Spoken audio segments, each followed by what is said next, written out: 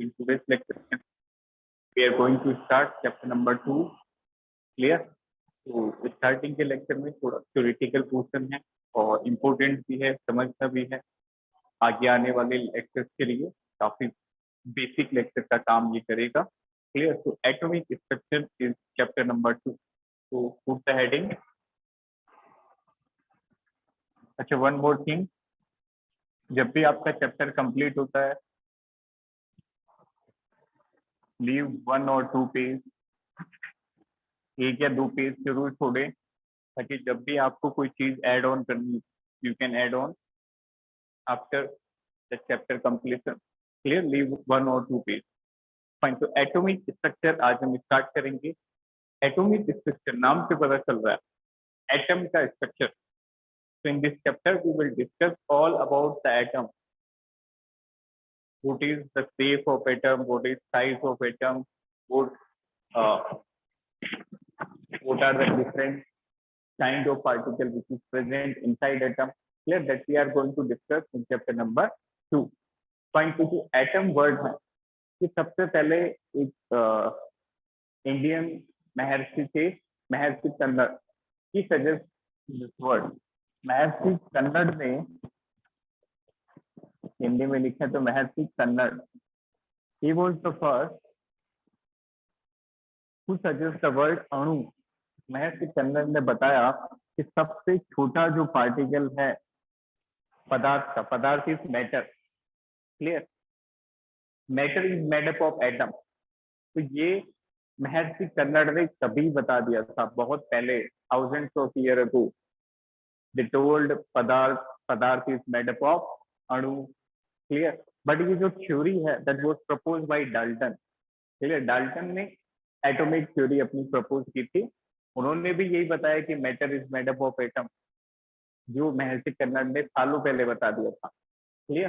तो ये जो महर्षि कन्नड़ है, ये सबसे पहले इस वर्ड को इंट्रोड्यूस करते हैं, बट जो फायदा मिला वो मिला डाल्टन को। तो हमारा जो पहला टॉपिक है बच्चों, that is Dalton's atomic theory. Dalton's atomic theory, इसको शॉर्ट फॉर्म में लिखते हैं DAT, DAT। तो आपको फुल फॉर्म में लिखेंगे डाल्टन्स एटॉमिक थ्योरी। अब डाल्टन्स एटॉमिक थ्योरी क्या है? डाल्टन्स बताते हैं कि जो मैटर होता है वो छोटे छोटे पार्टिकल से मिलकर बना होता है। Small indivisible indestructible particle. Indivisible मतलब जिसके टुकड़े नहीं किए जा सकते, इनडिस्ट्रक्टिबल मतलब जिसका डिस्ट्रक्शन पॉसिबल नहीं है, जिसको हम नष्ट नहीं कर सकते, डिकम्पोज नहीं कर सकते, और उसको उन्होंने नाम दिया एटम। तो ये जो डाल्टन साइंटिस्ट है, इन्होंने अपने कुछ पोस्टुलेट्स दिए। They give some points regarding atom, atom क्या करता है क्या नहीं करता। बट उनके जितने भी पोस्टुलेट हैं, मैक्सिमम पोस्टुलेट में कोई ना कोई ड्रॉबैक आ ही गया। तो सबसे पहला पोस्टुलेट इनका था, write down, if we talk about postulates of Dalton's atomic theory, if we talk about postulate, तो सबसे पहला पोस्टुलेट था बच्चे, matter is made up of, matter is made up of small indivisible indestructible particle, small indivisible indestructible particle called atom। तो जो matter है, matter is made up of atom which is small and indestructible. Clear? Indivisible मतलब it can't be divided further, जिसके और टुकड़े नहीं हो सकते। But that postulate was violated. इसका भी एक वायोलेशन है। वायोलेशन का मतलब ये फेल हो जाता है। क्या आप बता सकते हो कि एटम के अंदर क्या प्रेजेंट होता है? What is present inside atom? Nucleus, electron, proton and neutron. Exactly. Nucleus atom के अंदर होती है, तो न्यूक्लियस एटम से भी छोटी हुई। फर्दर न्यूक्लियस के अंदर प्रोटॉन भी होता है, न्यूट्रॉन भी होता है, और एटम के अंदर भी इलेक्ट्रॉन होते हैं। तो जो इलेक्ट्रॉन है, प्रोटॉन है और न्यूट्रॉन है, ये एटम से भी छोटे हैं। तो एटम के एटम से भी छोटे पार्टिकल होते हैं जिनको हम बोलते हैं फंडामेंटल पार्टिकल या फिर सब एटॉमिक पार्टिकल। तो दिस इज सब एटॉमिक पार्टिकल, सब atomic particle like electron, E minus, proton, P and neutron and etcetera. आपको तो इतना ही पता है, बट इसके अलावा भी होते हैं मीजॉन, positron, neutrino, The anti-neutrino. You pions. can write, yes, exactly, meson. So you can write any other if you want to write. Just write down. They are meson, that is neutrino, anti-neutrino, anti-neutrino.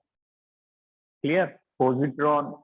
ये सारे atom के fundamental particle है, but mainly यही होते हैं, electron, proton और neutron.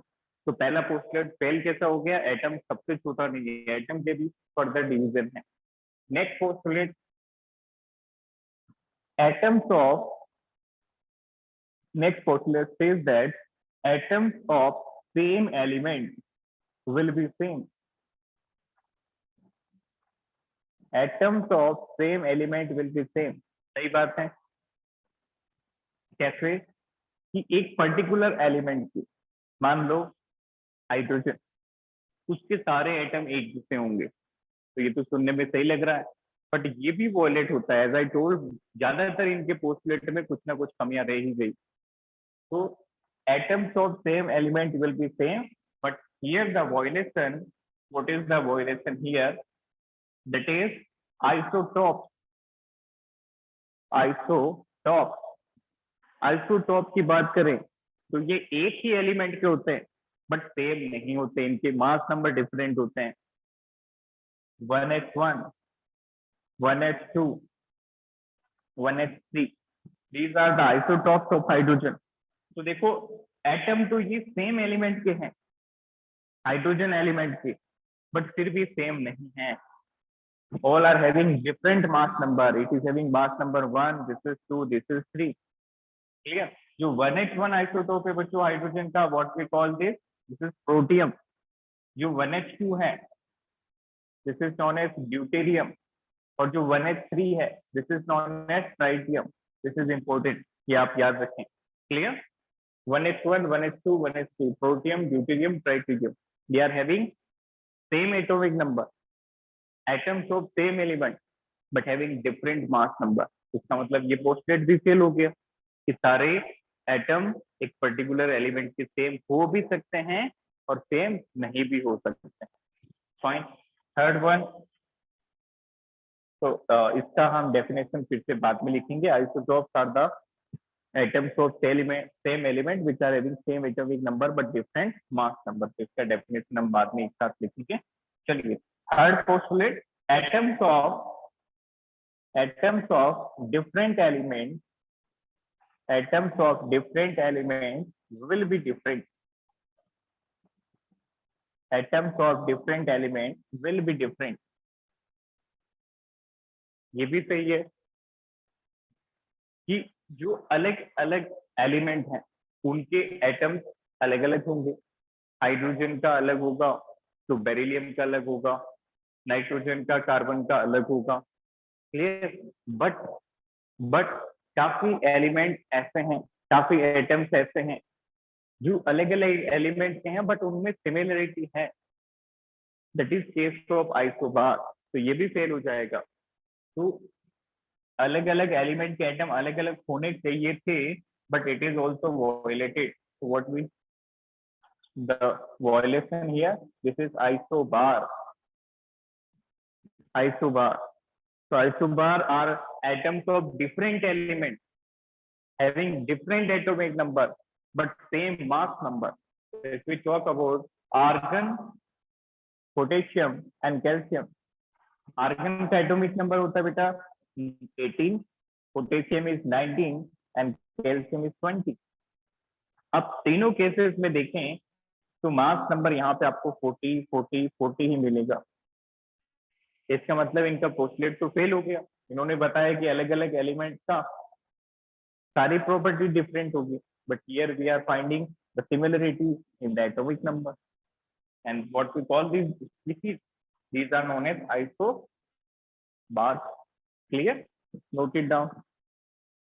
इसके बाद कुछ और पोस्टलेट्स हैं, उनको देखते हैं.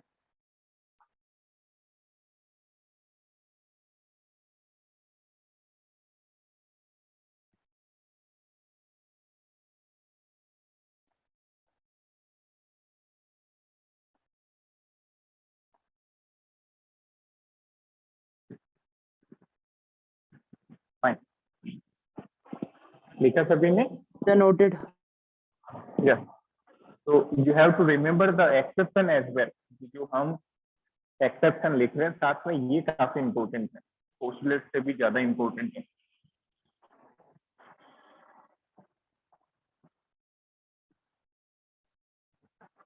चलिए next, fourth postulate, atom of different elements, atoms of different elements will combine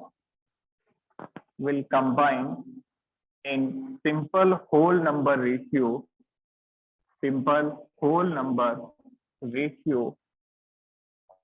to form compound.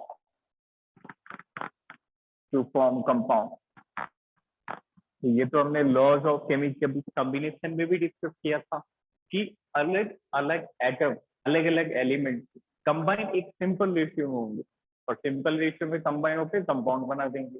जैसे वाटर में हाइड्रोजन और ऑक्सीजन का रेशियो क्या है? H2O 2:1.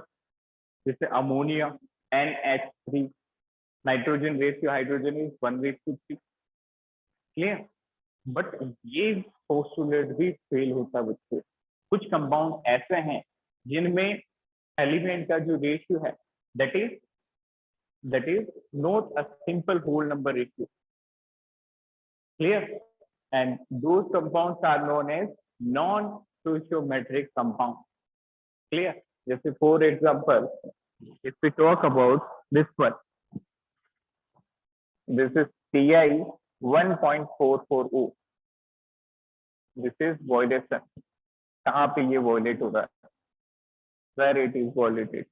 This is Ti 1.44O. तो देख के बताओ क्या ये सिंपल होल नंबर रेशियो है? नो. Ti रेशियो ऑक्सीजन क्या है? This is 1.44 ratio 1. टाइटेनियम तो 1.44 है और ऑक्सीजन क्या है? 1. Like that. डन. तो ये यहाँ पे वोलेट हो गया. नेक्स्ट, फिफ्थ पॉइंट की बात करें तो फिफ्थ वाला ही एक ऐसा पॉइंट है जो अभी तक ट्रू है. Clear? What is the fifth point? Atom is the smallest particle which take part in the chemical reaction. तो एटम ही सबसे छोटा पार्टिकल है जो केमिकल रिएक्शन में पार्टिसिपेट करता है. इसमें कोई भी दो राय नहीं. Clear? so that is having no violation. Atom is the smallest particle that take part in chemical reaction.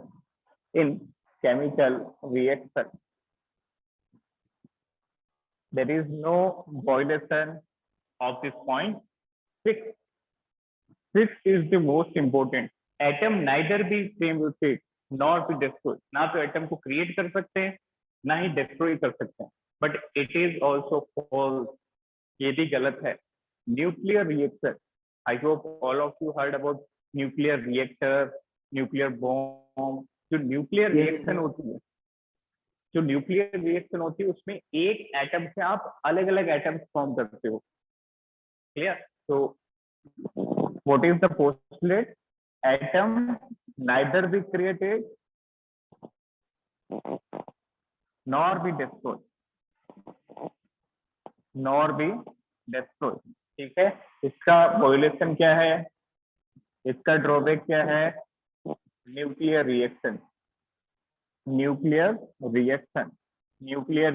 के अंदर एक एटम अलग अलग एलिमेंट में अलग अलग एटम से कन्वर्ट होता है. जैसे एक इंपॉर्टेंट कन्वर्जन है यूरेनियम जो है, this is use. Uranium nucleus जो है वो एक न्यूक्लियर रिएक्शन देता है, उसमें ये बेरियम और क्रिप्टॉन में कन्वर्ट हो जाता है। This is important, clear. तो ये वाला बिल्कुल फॉल्स है, atom neither be created nor be destroyed. If you see the nuclear reaction, you will find one element is converted to another element by the nuclear reaction. For example, यूरियम का जो nuclear है uranium का, that is converted to barium and krypton, like that. So that was all about Dalton's atomic theory. Clear? अब Dalton के कुछ drawbacks भी हैं, ज्यादा इंपॉर्टेंट नहीं है। If you want to write you can write those postulate, I am telling verbally, you just write down, तो आप उसको बाद में नोट डाउन कर लेना। डाल्टन की क्या क्या ड्रॉबैक्स हैं?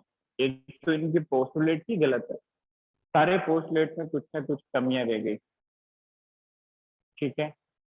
और क्या इनके ड्रॉबैक हो सकते हैं? What may be the other drawback?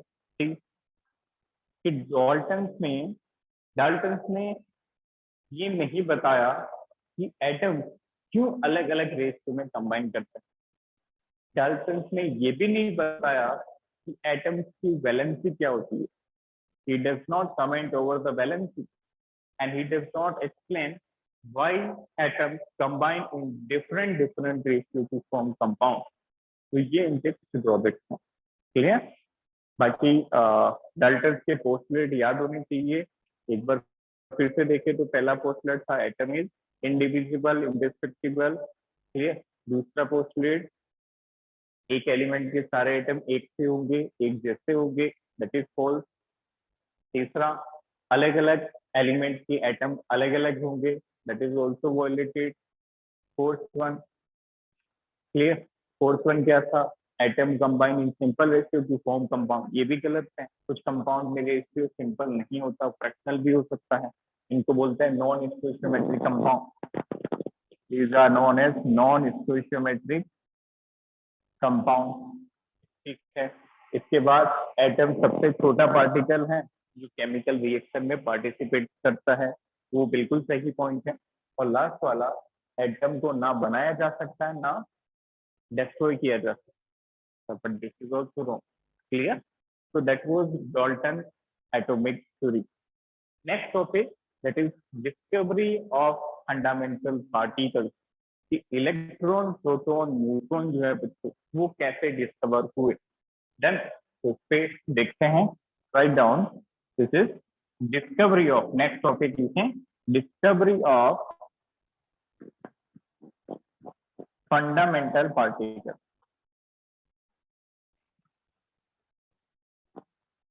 अब फंडामेंटल पार्टिकल में देखा हमने इलेक्ट्रॉन, प्रोटॉन, न्यूट्रॉन है मेन।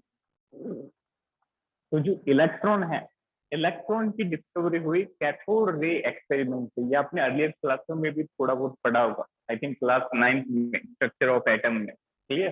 तो electron was discovered by the experiment, पहले लिखें डिस्कवरी ऑफ इलेक्ट्रॉन, बहुत इंपॉर्टेंट टॉपिक है ये, cathode ray, discovery of electron. An electron was discovered by an experiment that is known as cathode ray experiment. Cathode ray experiment. अब ये cathode ray क्या है, क्या सेटअप था उस एक्सपेरिमेंट का, let us discuss, clear. Cathode ray, cathode ray basically एक discharge tube होती है, कांच की बनी हुई, ग्लास की बनी हुई एक ट्यूब होती है, जिसके अंदर एक कैथोड होता है, दूसरा एनोड होता है, और ये टोटली इवैक्यूएटेड होती है, वैक्यूम से कनेक्ट होती है, ताकि इनकी फ्लो में, कैथोड रे के फ्लो में स्ट्रीम जब ट्रेजेक्टरी देगी तो कोई भी डिस्ट्रक्शन नहीं पहुंचे, तो it is totally evacuated. Fine, तो पहले सेटअप देखें। कैथोड रे का जो सेटअप कुछ इस तरह से होता है, एक इस तरह से ट्यूब होगी, कांच की बनी हुई, ग्लास की, यहाँ पे आपकी कैथोड होगी like that, this is negative terminal, cathode पे नेगेटिव होगा, this is your anode, this is anode, इसको अच्छे से बनाना। This is cathode, this is anode, anode is positively charge. ठीक है, आपने क्या किया, इसको वैक्यूम से कनेक्ट कर लिया, this is connected to vacuum, to vacuum like that, यहाँ पे लिखा होगा टू वैक्यूम, तो टू वैक्यूम का मतलब होता है this is connected with vacuum, filled with vacuum. ठीक है, one is cathode, other one is anode. ठीक है, now these two terminals are connected with a battery with a huge voltage, उस बैटरी का वोल्टेज काफी हाई है, high voltage apply करेंगे। ठीक है, देखिए now there is a meter, आपको पता भी तो चलना चाहिए सर्किट कंप्लीट हुआ कि नहीं, ये मीटर रीडिंग देगा, हलचल होगी मीटर में तभी तो पता चलेगा इधर द सर्किट इज कंप्लीटेड और नॉट। फाइन, अब आपने क्या किया, एक बैटरी कनेक्ट कर दी like that, this is the symbol of battery like that. Then अब होगा क्या, इस एनोड में एक होल है बच्चों, बहुत ही बारीकी से समझना इस एक्सपेरिमेंट को, बहुत इंटरेस्टिंग और काफी क्वेश्चन आते हैं इसके। क्लियर, इस एनोड के अंदर एक होल है। ठीक है, और इस एनोड के पीछे एक स्क्रीन लगी है, ZNS की screen, it is ZNS screen, zinc sulphide screen. ZNS होता है बच्चों zinc sulphide, this is zinc sulphide screen. ठीक है, देखें this setup is completed. Now what we are doing, अब हमने इस सेट में हाई वोल्टेज अप्लाई किया, we apply the high voltage over these metal electrode, ये आपकी मेटल प्लेट है, this is metal plate, this is also metal plate, anode के अंदर होल है बीच में। जैसे ही आपने हाई वोल्टेज अप्लाई किया तो इस नेगेटिव टर्मिनल से इस मेटल के, आपको याद होगा मेटल पे जब लाइट गिराते हैं तो मेटल सरफेस से इलेक्ट्रॉन निकलते हैं, तो जैसे ही आपने हाई वोल्टेज अप्लाई किया तो इस हाई वोल्टेज की वजह से इस मेटल प्लेट से इलेक्ट्रॉन निकलना स्टार्ट हो। Now can you tell me what is the direction of flow of electron, what cathode to anode और एनोड टू कैथोड, ये आपका कैथोड है, this is an cathode and this is your anode. The cathode to anode. Suggest me the direction, cathode to anode or anode to cathode, क्या होगी The direction? cathode to anode. Not audible to me. If my voice is audible to all, The cathode to anode. Okay, cathode to anode, मेरी आवाज आ रही है सभी को, कहे हुए नहीं? Yes, sir. Yes, sir.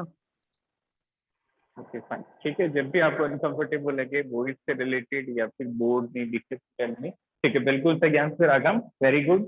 तो जब हाई वोल्टेज अप्लाई किया तो इस मेटल सरफेस से इलेक्ट्रॉन निकले और निकलते ही एनोड की तरफ भागने लगे, क्योंकि इलेक्ट्रॉन पे नेगेटिव चार्ज है और वो नेगेटिव पॉजिटिव चार्ज से अट्रैक्ट होते हैं, तो इस तरह से इलेक्ट्रॉन की एक स्ट्रीम गई एनोड की तरफ, इलेक्ट्रॉन की एक स्ट्रीम ने बहुत सारी स्ट्रीम जो है वो एनोड की तरफ भागी। ठीक है, हमने इसको, इस एक्सपेरिमेंट को कैथोड रे एक्सपेरिमेंट क्यों बोला, क्योंकि इसमें कैथोड रे जनरेट होती है। हमने इनको कैथोड रे क्यों बोला, because they seem to be originated from cathode, ये कैथोड से निकलते हुए दिखती है, that's why we call them as cathode ray. ठीक है, अब देखो ये एनोड का होल अब काम आएगा, इलेक्ट्रॉन की इतनी पावर नहीं है कि ये एनोड को, गेटिंग माय पॉइंट, एनोड को पार करके निकल जाए, हमने इसके लिए एक होल रखा है। अब ये क्या करेंगे, कैथोड रे इस होल से पास होके इस ZNS स्क्रीन पे जाके टकराएंगे, they will strike over this ZNS screen, और जैसे ही ZNS स्क्रीन पे टकराए तो आपको वहां पे स्पार्क दिखेंगे, क्योंकि ये जो ZNS स्क्रीन है इसको बोलते हैं fluorescence screen, this is known as fluorescence.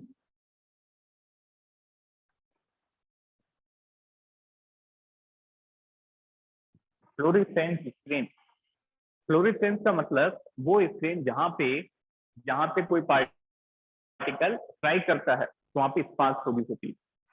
Then तो यहाँ पे क्या हुआ, कैथोड रे गई और इस ZNS पे जैसे ही स्ट्राइक की, you will observe some flashes over this screen. इसका मतलब कोई चार्ज पार्टिकल आके यहाँ पे स्ट्राइक किया, तभी वो फ्लैश हो रहा है, तभी वहां पे स्पार्क प्रोड्यूस हो रही है। देन तो दैट वो कैथोड रेज एक्सपेरिमेंट। तो इसके बाद कुछ और खोज की गई कि इस जो पार्टिकल है, इस पार्टिकल पे चार्ज नेगेटिव है क्योंकि ये एनोड की तरफ आ रहा है, तो इस चीज से इलेक्ट्रॉन की फर्दर डिस्कवरी हुई। क्लियर? इस एक्सपेरिमेंट को करने वाली साइंटिस्ट का नाम था Julius Plucker. Julius Plucker. Fine. So point to be remember, first of all you must know what is cathode ray set। ये आपको पूरा एक्सपेरिमेंट का सेटअप पता होना चाहिए। It is glass tube containing two metal plates and connected to a battery. When we apply huge voltage, then a stream seems to be originated from cathode. This is known as cathode ray. Once the circuit is completed, you will see the deflection in this, and cathode ray will divert it towards anode and will produce the sparks over this ZNS screen. The whole setup is evacuated, connected to vacuum, so that there is no deflection during this trajectory, during the flow of cathode ray. Got it? अब ये electron कहाँ से आए? ये electron इस metal से आए।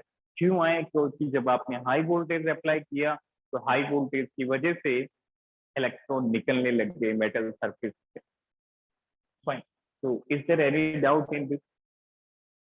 Cathode ray में कोई doubt? No, sir. No, sir. Clear है सभी को? अब इसको थोड़ा सा लिख लेते हैं थ्योरी, इसके बाद कैथोड रे की प्रॉपर्टीज डिस्कस करेंगे। कैथोड रे की प्रॉपर्टी पे बेस्ड काफी क्वेश्चन पूछे गए हैं। डन? अच्छा, कैथोड रे का कोई बताएगा एग्जांपल डेली लाइफ में? We are so close to cathode ray tube. कोई ऐसा एग्जांपल यदि आपने कहीं पे लिखा हुआ देखा हो तो? चलो अब तो वो जमाना भी चला गया। जब वो ट्यूब वाली टीवी आती थी, पहले टीवी किस तरह की होती थी? एक कांच की सी ट्यूब होती थी, यदि आपने वो देखी हो तो अभी भी होंगी काफी जगह। पहले ब्लैक एंड व्हाइट में भी वो ट्यूब वाली थी, कलर में भी ट्यूब वाली थी। अब तो LCD का जमाना है, अब तो वो ट्यूब का ट्रेंड नहीं है। बट जो टीवी थी, टेलीविजन, उसमें जो पीछे कांच का सा बना होता था, that is cathode ray tube. उसको आप याद रखना, टीवी के अंदर ये काम आती थी। तो जो टीवी का वर्किंग था वो एक कैथोड रे एक्सपेरिमेंट की तरह ही। टीवी के अंदर जो फ्लैश आते हैं और जो वो पिक्चर जनरेट होती, that is part of cathode ray. ठीक है? तो नोट डाउन, उसको वन बाय वन करके आप लिखें, फिर इसके प्रॉपर्टीज लिखेंगे। Write down. Cathode ray tube are cathode ray tube are the glass tube. Cathode ray tubes are the glass tube, clear, which are evacuated, which are evacuated to create the vacuum, to create the vacuum. Fine. Full stop. Next line. Next line. Sir, please repeat. Okay, चलिए लिखो। Cathode ray tubes are glass tubes. Cathode ray tubes are glass tubes which are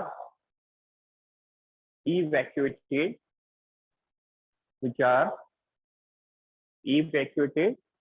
to create vacuum. Yes. To create vacuum. Fine. Next line लिखें। There are two metal plates. There are two metal plates, out of which one is cathode. There are two metal plates. इस तरह से खुद को भी language बनानी आनी चाहिए। हम कहते हैं ना सिंपलेस्ट लैंग्वेज है, एक बार पढ़ते ही समझ में आ जाएगी और आप खुद से भी लिख सकते हैं इस तरह की। There are two metal plates out of which one is cathode, which is assigned negative. इसके polarity क्या है? Whose polarity is negative? Out of which one is cathode, whose polarity is negative, and one is anode. One is anode, whose polarity is positive. One is anode, whose polarity is positive. Comma करके लिखो. There is a hole in the anode. There is a hole in the anode. There is a hole in the anode. Full stop. Full stop. There is a hole in the anode. Full stop. Next line. A ZNS screen. A ZNS screen is placed just after anode.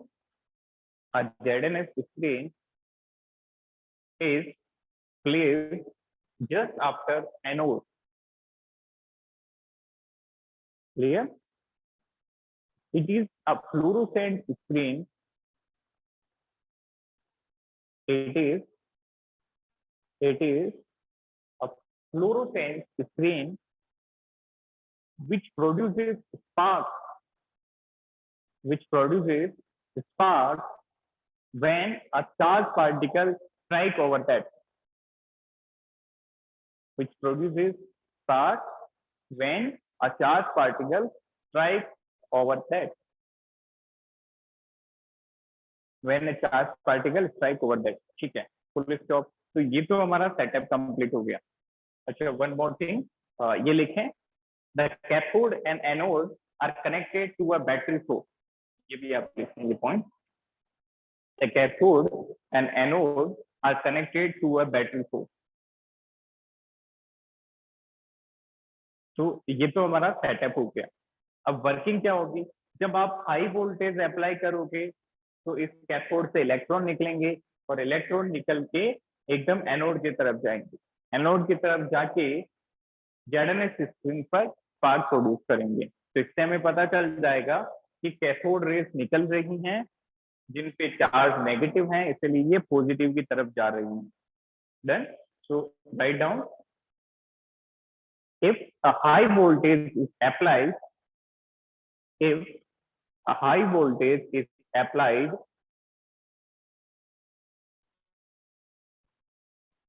across these metal plates, if a high voltage is applied across these metal plates,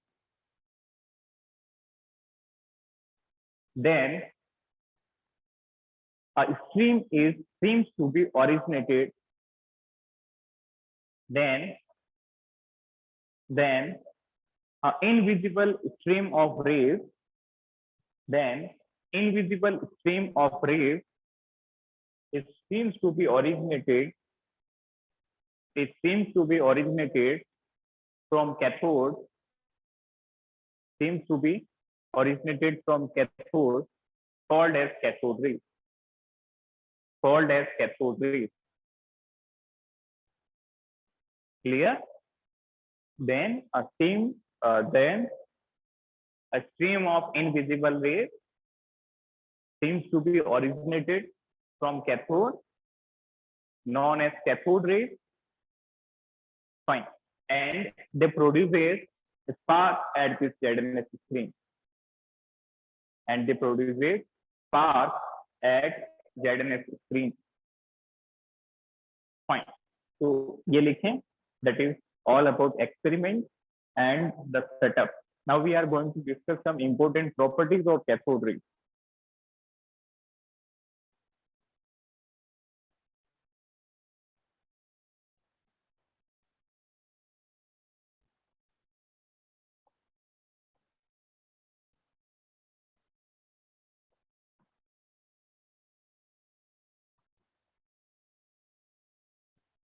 Fine. देखा सभी ने? Yes, sir. Okay.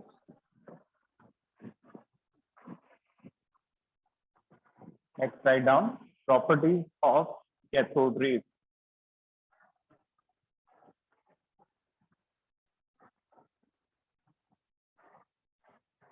तो एक बार मैं verbally बता रहा हूँ, उसके बाद आप 1 by 1 लिखेंगे।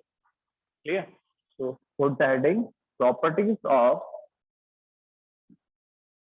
cathode rays.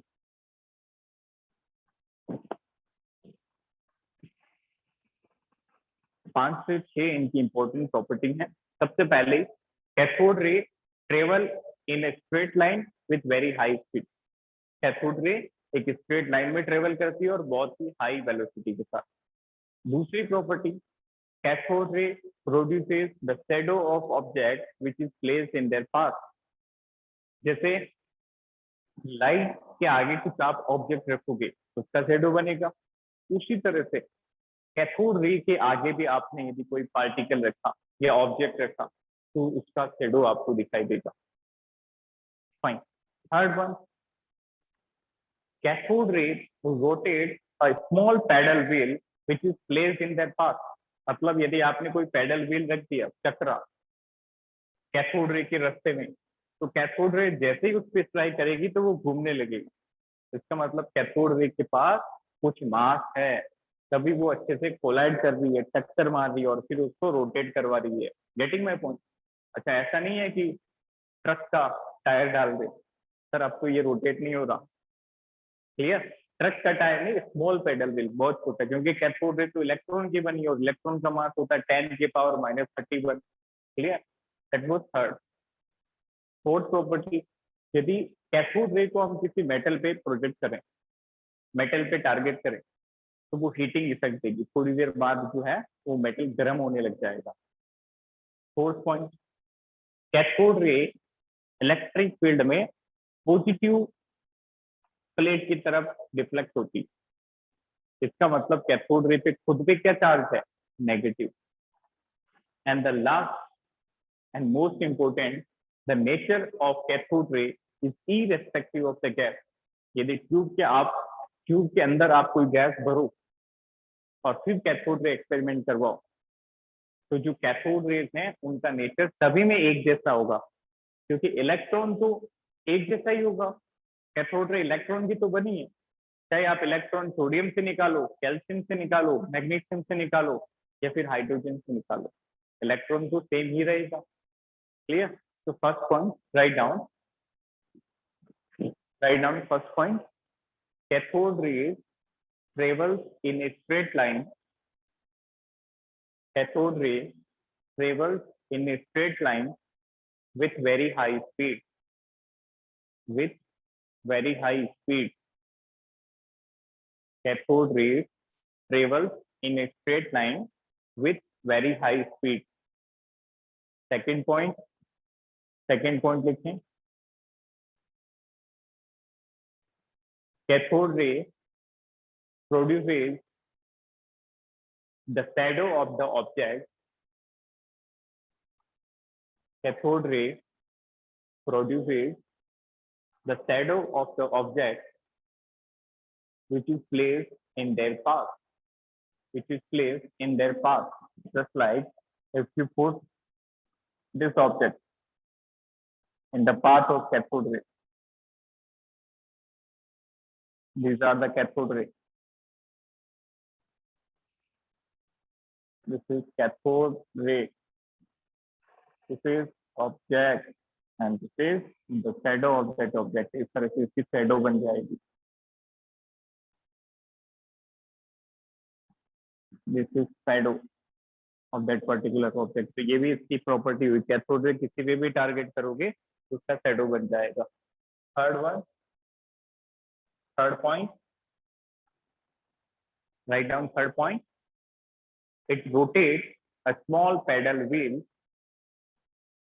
It rotates a small paddle wheel which is placed in their path.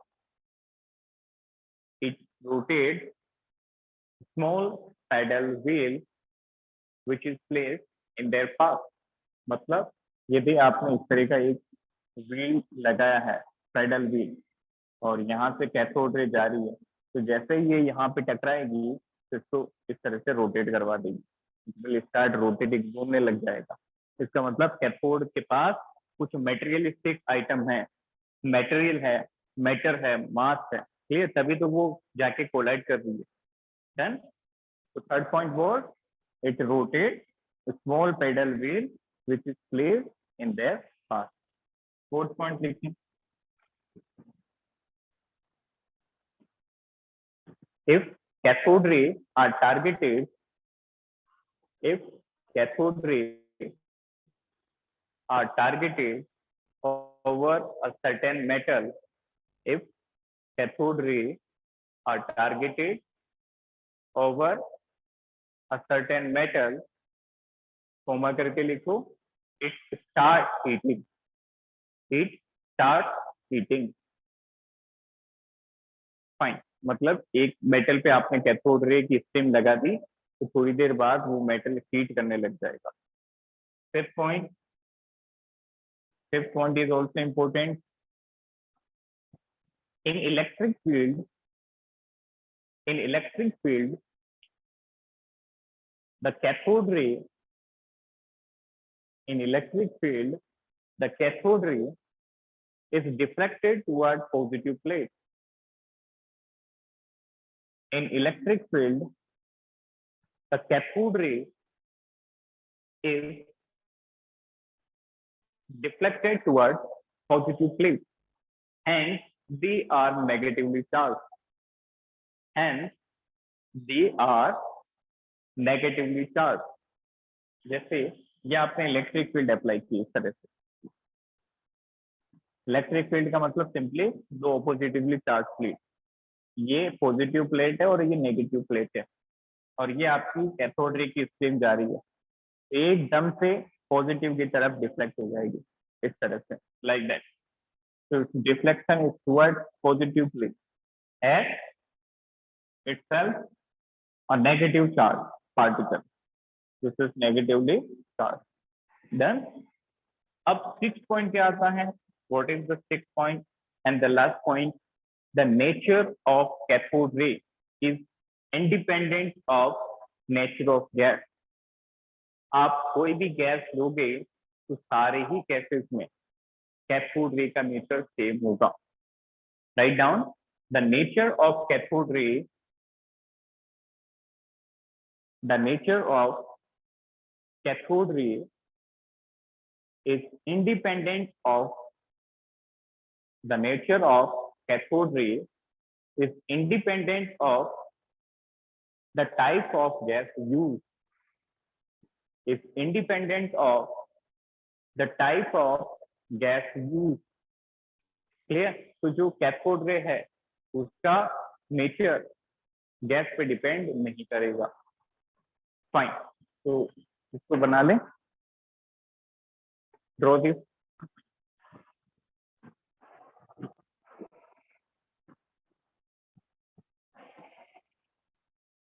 तो ये पॉजिटिव प्लेट की तरफ चले जाएंगे क्योंकि इन पे नेगेटिव है, and as we know unlike charge attract each other and like charge repel each other.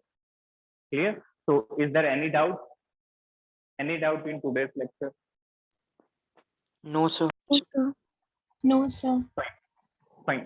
Set में वो स्टोइकियोमेट्री यहाँ पे रिपीट कर देता हूँ। Clear? So Okay, sir. Stoichiometry एक बच्चे का डाउट है that we are going to discuss now. कल से हम एटॉमिक की कंटिन्यू करेंगे। तो स्टोइकियोमेट्रिक में हम मेजरमेंट करते हैं एक कंपोनेंट की मोल्स को हम दूसरे से रिलेट करते हैं, रिएक्टेंट के मोल को प्रोडक्ट से और प्रोडक्ट के मोल को रिएक्टेंट से। एक सिंपल सा एग्जांपल से ये क्लियर हो जाएगा। देखें, जैसे ये एक रिएक्शन है,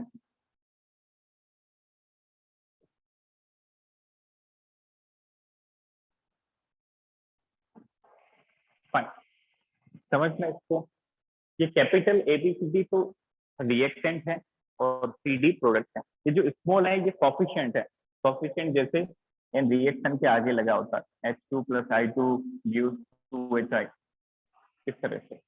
H2 का कॉफिशिएंट कितना 1, I2 का कोफिशिएंट भी 1 और HI का कोफिशिएंट 2। ये तो ये जो कैपिटल ए बी है ये हमारे रिएक्टेंट है और कैपिटल CD हमारे प्रोडक्ट है, ठीक है। और जो स्मॉल ABCD है ये है stoichiometric coefficient. These are stoichiometric coefficient। Small a का कोफिशिएंट है, बी का है, सी का और डी का, ठीक है। तो यहाँ पे क्या पता चल रहा है, इसके ए पार्टिकल इसके बी पार्टिकल से रिएक्ट करता है। That means we can conclude A moles of this substance A moles of this A is reacted with B moles of B moles of B। Fine, A मोल इसके B के साथ react किए, ठीक है। मान लो इसके A मोल पूरे रिएक्ट कर जाए तो ये C कितना बनेगा, C मोल। कोफिशिएंट चेक करो, इसका A ratio B ratio C ratio D है, इसका A रिएक्ट किया, इसका B रिएक्ट किया, इसका C बना तो इसका D बना, दैट्स इट। इसका मतलब A moles of A produces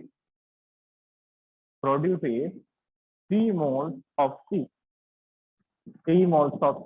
like that। तो ये तो हमने अपनी मन से एक आर्बिटरी इक्वेशन सजेस्ट की, बट लेट सपोज कोई केमिकल रिएक्शन आपको गिवन, जैसे सबसे simplest example H2 plus I2 gives you 2HI। H2 plus I2 gives 2HI। What is coefficient of H2? 1. What is coefficient of I2? 1. What is coefficient of HI? 2. That means 1 mole of this is reacted with 1 mole of I2. We can write 1 mole of H2 is reacted with 1 mole of I2। क्योंकि reactant तो react ही करेगा और बनेगा कौन, product बनेगा, ठीक है। तो इसका एक मोल इसके एक से रिएक्ट किया, उल्टा बोलो तो इसका एक मोल इसके एक से किया, ओवरऑल एक ही तो रिएक्ट कर रहे हैं, ठीक है। सो 1 मोल ऑफ H2 प्रोड्यूसिंग एक मोल H2 जब रिएक्ट कर जाएगा तो HI कितना बनेगा, 2 mole, produces 2 moles of HI, 2 moles of HI, clear. तो कोफिशिएंट से आपको रिलेट करना है, इसका इतने से रिएक्ट करेगा तो ये इतना बनेगा, लाइक दैट, क्लियर। अब मोस्ट इंटरेस्टिंगली ये रिएक्शन बैलेंस होनी चाहिए, तभी आप स्टोइकियोमेट्री लगा सकते हैं। फर्स्ट पॉइंट, पहला पॉइंट क्या है, ये रिएक्शन बैलेंस है तभी आप रिलेट कर सकते हो, अदरवाइज बैलेंसिंग नहीं हुई तो you can't relate it by stoichiometry. दूसरा point, you can compare the moles only. आप ऐसा नहीं बोल सकते कि इसका 1 ग्राम इसके 1 ग्राम से रिएक्ट किया और इसका 2 ग्राम बन गया। You can't relate the gram, you can relate moles only, moles relate कर सकते हो, क्लियर। जैसे एक सिंपल सा example, consider the reaction, consider the reaction N2 plus 3H2 gives 2NH3। ये मैंने क्लास में भी करवाया था। Consider the reaction N2 plus 3H2 gives 2NH3। Fine। Question क्या था, how much mole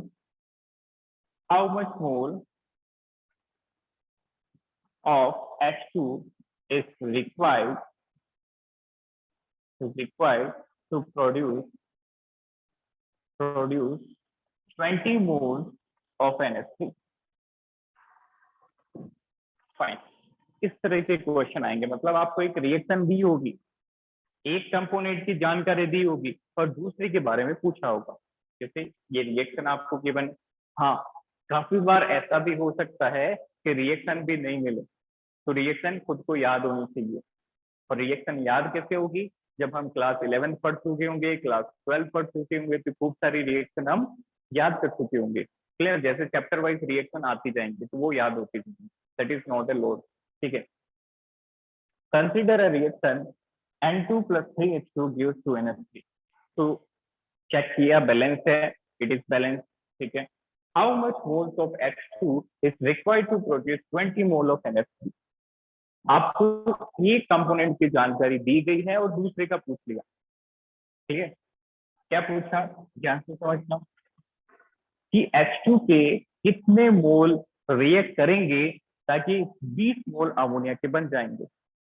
तो पहले हम रिएक्शन से चेक करेंगे, फिर हम हमारी डिमांड रखेंगे, ठीक है। रिएक्शन डिमांड क्या है, if we talk about reaction, as per reaction, reaction क्या बताती है, ध्यान से समझना।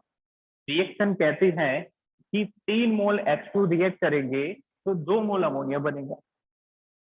3 मोल H2 रिएक्ट करेंगे तो 2 मोल अमोनिया बनेगा।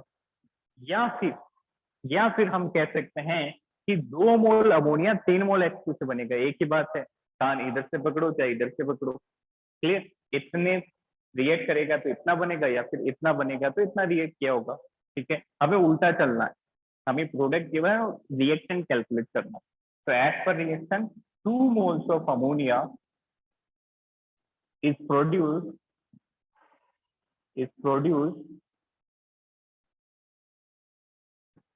by 3 moles of H2। 2 mole ammonia कितने मोल H2 से बने, 3 मोल से, ठीक है। बट हमें कितना बनाना है, हमें तो 20 मोल अमोनिया बनाना है, 2 से मतलब थोड़ी, बट ये तो हमारा रिलेशन है कि इतना इतने से रिलेटेड है। 2 moles of ammonia is produced by 3 moles of H2, ठीक है। तो मतलब 2 रुपए में 3 टॉफी आती है। गेटिंग माय पॉइंट, कुछ इस तरह से रिलेट करो, यूनिटरी मेथड लगाएंगे, इतने से इतना तो उतने से कितना, लाइक दैट। तो 2 मोल अमोनिया के लिए 3 मोल हाइड्रोजन लगे, तो बताओ 1 मोल अमोनिया बनाने में कितने लगेंगे। 1 mole of ammonia is produced by 3/2 moles of hydrogen. 2 बनाने में 3 लगे, तो 1 बनाने में कितना लगे, 3/2, ठीक है। बट हमें कितना बनाना है अमोनिया, हमें बनाना है 20 मोल। 20 मोल में कितने लगेंगे, तो 20 moles of ammonia is produced by 3/2 into 20, that is 30 moles of hydrogen। मतलब 30 मोल जब हाइड्रोजन के रिएक्ट करेंगे तब जाके हमें 20 मोल अमोनिया बनेगा, क्लियर। या फिर आप ऐसे भी रिलेट कर सकते थे, 1:3:2। तो ये जो 2 रेशियो है ये अमोनिया का है, तो हाइड्रोजन का रेशियो क्या हो जाएगा, 3, मतलब 30, लाइक दैट। चेक करो, any doubt in any step, just check it.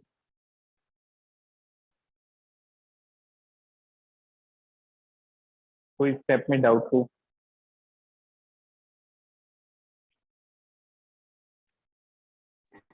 नहीं सर। क्लियर है, यस सर। फाइन। एक सिंपल सा एग्जांपल को, ये आप करके बताना, मैं सब कुछ बैलेंस करके दूंगा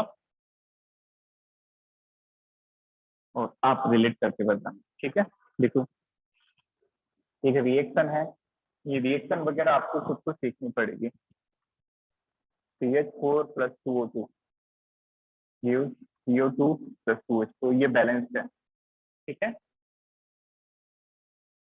If 10 moles of CH4 is undergoing combustion हो रहा है, CH4 का बर्न हो रहा है ऑक्सीजन की प्रेजेंस में, undergoing combustion, find moles of CO2 and water form। चलो 2 पार्ट,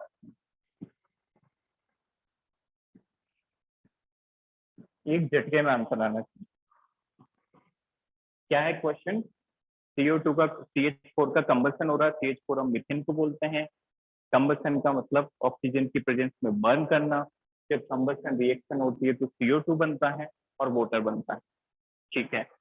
अब आपने कितने का कंबशन किया है, 10 मोल मीथेन का, 10 मोल मीथेन का, ठीक है। आपको बताना CO2 कितना बनेगा और वाटर कितना बनेगा। सोचो अच्छे से, पहले इसको इससे रिलेट करो, फिर कितना गिवन है फिर रिलेट करो, तभी करेंगे इसको।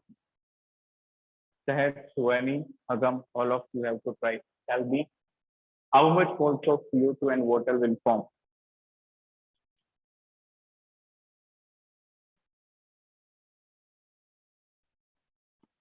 सोचो अच्छे से, रिलेट करो, इसके एक से एक बनता तो 10 से 10 बन गया, बस खत्म। Tell me the answer. How much moles of CO2 will form and how much moles of water will form? So CO2 10 and H2O 20. Yes, this is correct answer. Very simple. देखो कैसे पूरा लिखेंगे, कैसे इस तरह से करेंगे। As per reaction, what reaction says, we can relate every force with each other. सबको अपने आप से रिलेट कर सकते हैं। तो देखो CH4 की इंफॉर्मेशन गिवन है, तो हम CH4 को पकड़ेंगे। ऑक्सीजन का तो दिया नहीं है कुछ, तो छोड़ दो उसको, ठीक है। CH4 से हमें ये भी कैलकुलेट करना, ये भी कैलकुलेट करना, जिसको कैलकुलेट करना सब हो जाएगा। तो एज पर रिएक्शन, जब इसका 1 मोल रिएक्ट करता है तो 1 मोल ही बनता है, दोनों का कोएफिशिएंट देखो 1-1 है। तो 1 mole of CH4 produces 1 mole of CO2। तो 1 से 1 CO2 बनता है, तो हमारे पास CH4 है कितना, 10 मोल। So 10 mole of CH4 will produce 10 mole of CO2. That's it. 1 से 1 बना तो 10 है, तो 10 से 10 बन जाएगा, like that. अब देखो वाटर कैसे करेंगे। 1 mole of CH4 will produce 2 moles of water. देखो कोफिशिएंट देखो सभी के, CH4 जब 1 रिएक्ट करेगा तो वाटर बनेगा 2, डबल 1 से 2। बट हम कितना रिएक्ट करवा रहे हैं CH4 को, कितना मीथेन को रिएक्ट करवा रहे हैं, 10 मोल को। तो 1 से 2 बनता है, तो 10 मोल मीथेन से कितना मोल बन जाएगा, that is 20 moles of water. 20 moles of water, like that. Fine. Now tell me, कोई भी स्टेप में you feel uncomfortable? Anyone?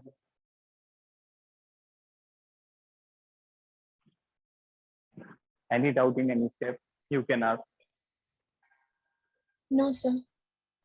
Clear? Is it simple? आया समझ में अच्छे से? Yes, sir. फाइन, बिल्कुल सिंपल है, बस 2 बातों का ध्यान रखना है। इक्वेशन बैलेंस होनी चाहिए और आप मोल को मोल से कनेक्ट कर सकते हो। Done? So you can take a screenshot of that.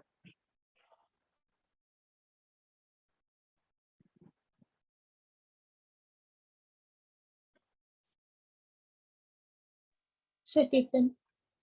Okay, fine. So thank you so much. Have a nice day. Thank you, sir. Thank you.